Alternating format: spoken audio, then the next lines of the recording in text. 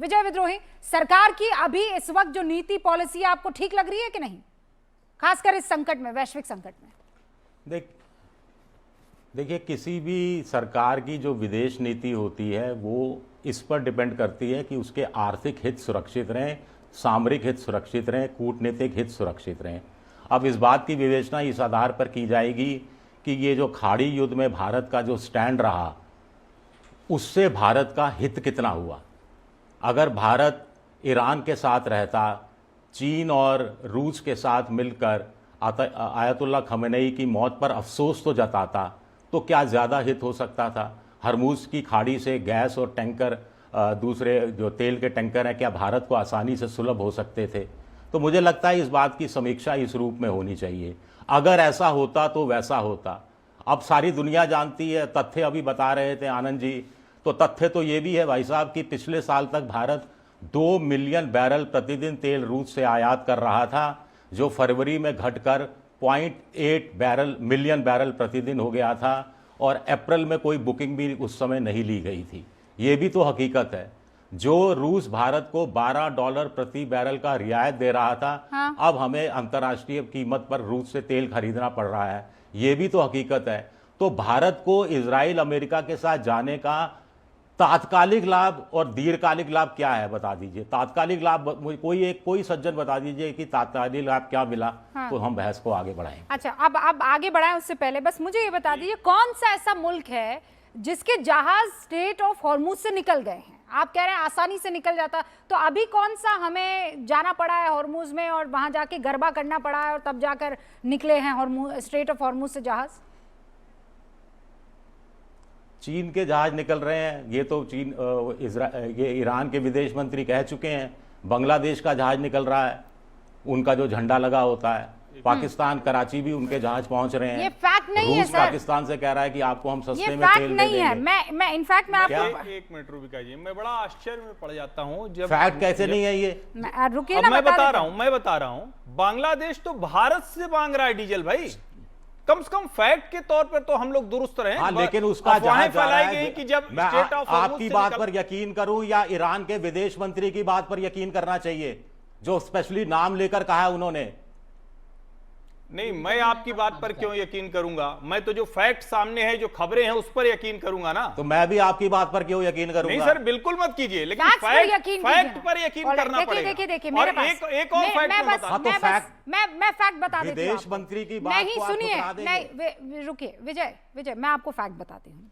3 मार्च को 3 जहाज निकले, 4 मार्च को 6 जहाज निकले, 5 को 5 निकले, 6 को 5 जहाज निकले, 7 को 4 जहाज निकले, 8 मार्च को 3 जहाज निकले, 9 मार्च को 2 जहाज निकले, 10 मार्च को 8 जहाज निकले, 11 को 2, 12 को 1, 13 को 1 और 14 मार्च को 2 जहाज निकले। तो कितने मुल्कों के निकल गए होंगे?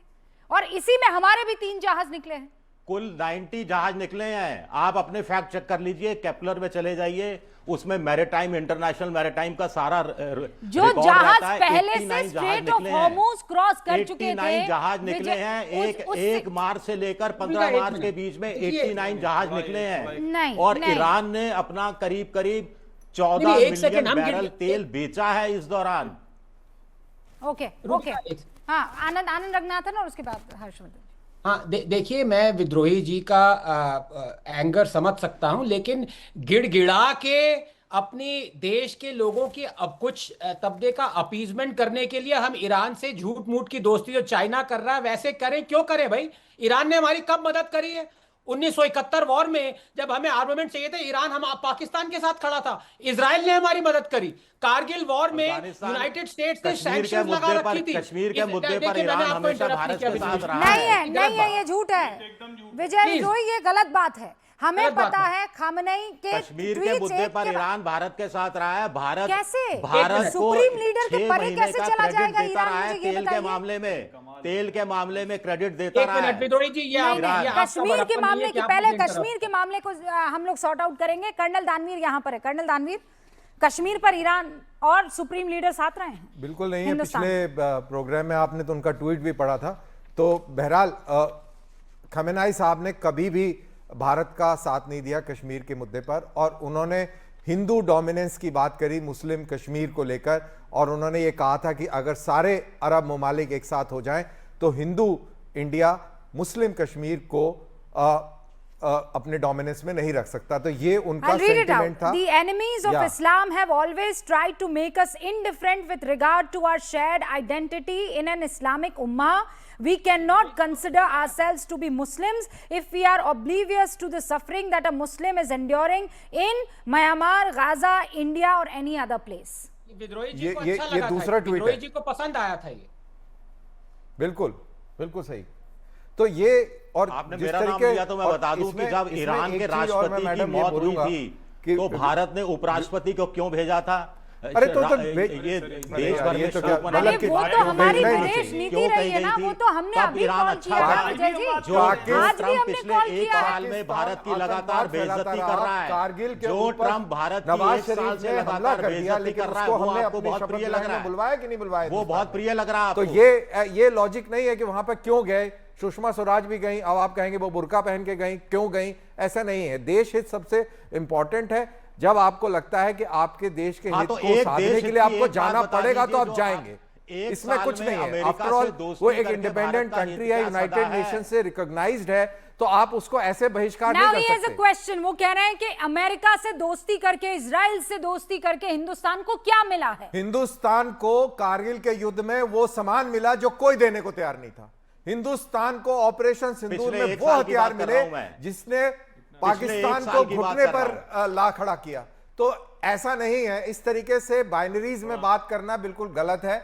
हमें ईरान के साथ जो मिला वो मिला, और हमें इजराइल के साथ नहीं, भी पर बहुत कुछ मिला। ये कोई बैंक की एफडी और आरडी तो है नहीं कि पिछले एक साल में हमें क्या मिला है विजय, वो हमको बताना और बाकी नहीं बताना है। घुटने कहाँ टेक दिए?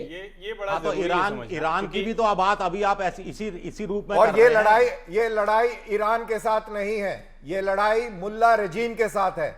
इसमें क्लैरिटी सबको हो जानी चाहिए और किसी को कोई भी गलतफहमी नहीं होनी चाहिए कि अगर अमेरिका और इजराइल चाहें इसका मतलब आप तो सही 24 मानते हैं कि घंटे के इजराइल अंदर ने ईरान को इजराइल और अमेरिका स्टोन ने एज में ले मिलकर जाके ईरान खड़ा पर कर हमला देंगे, किया, इतनी अच्छा ताकत किया। है।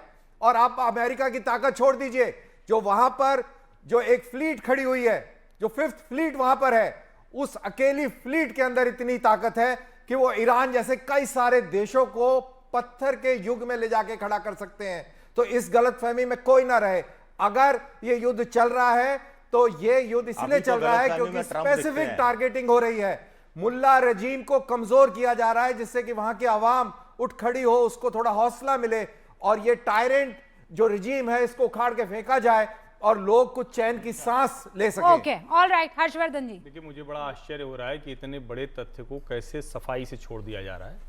जब हम गल्फ कंट्रीज के से बात कर रहे हैं तो यूएई और सऊदी अरब, इनके साथ हमारे रिश्ते ट्रेड से लेकर हमारे जो लोग हैं उन किस तरह का फायदा हमको मिल रहा है। हम तात्कालिक की भी बात कर लें, बात की भी बात कर लें। भारत में जितने घरों के, केरल से लेकर बहुत सी जगह पर जो गल्फ कंट्रीज में काम करने वाले, उनके घरों के चूल्हे वहीं से जल रहे हैं। कतर सबसे बड़ा हमारा गैस सप्लायर है। ठीक है, अभी की स्थिति में वहां एलएनजी रुका हुआ है। रशिया के साथ हमने इस स्थिति में भी अभी भी चाइना को जाने वाला शिप इंडिया खरीद लेता है।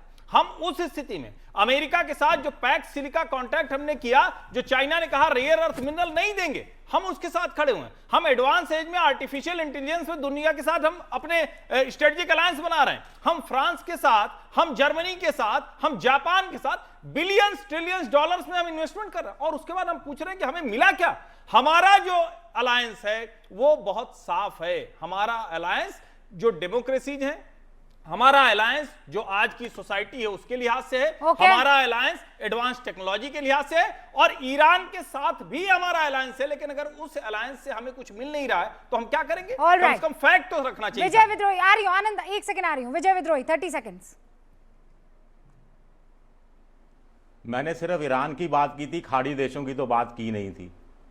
और खाड़ी देश खुद परेशान है, जो ट्रंप पर दबाव डाल रहे हैं कि किसी तरह से मामले को खत्म किया जाए। ये तो मोहल्ले में लड़ाई हो जाती है, बच्चे क्रिकेट खेल रहे हैं, एक बच्चे की गेंद जो है पड़ोसी के लग गई, पड़ोसी उतर के आया, थप्पड़ मार दिया। जिस बच्चे के थप्पड़ मारा उसका बाप आ गया और धमकी दे दी कि भाई अगली बार अगर मेरे बेटे के थप्पड़ मारा तो मुंह तोड़ दूंगा। और पड़ोसी कह रहा है अगली बार गेंद आई तो मैं मुंह तोड़ दूंगा। यही हिसाब हो गया है ये कुल मिलाकर। ट्रम्प कह रहे हैं कि अगली बार हमला किया तो मुंह तोड़ देंगे। ईरान कह रहा है कि अगली बार हमला किया तो मुंह तोड़ देंगे। लेकर आते हैं आपने पूछा था ना कि क्या लाभ भारत को हो रहा है, कौन तो सा मैंने सवाल आपको है? गिनाया। उसमें से कोई गलत हो तो वो बताइए, वरना एक जगह से उछल के हम दूसरी जगह पहुंच जाएंगे। हम कहते हैं कि कश्मीर के मुद्दे पर किया, उसका जवाब आ अभी गया। आपने ऐसे आप कैसे में से चलेगा किसी सर? एक सज्जन ने थोड़ी देर पहले कहा कि ऐसे सर झुका के क्या अगर कुछ हासिल भी होता है तो क्या हासिल करना था हरमुज की खाड़ी को लेकर। तो 73-74 कहाँ बार झुकाया? अमेरिका किसने के सर झुकाया? राष्ट्रपति किसने ने जो सर भारत झुकाया? के- विजय? भारत का अपमान किया। पर किसने सर नहीं झुकाया? अभी किसी सज्जन ने यह बात कही थी।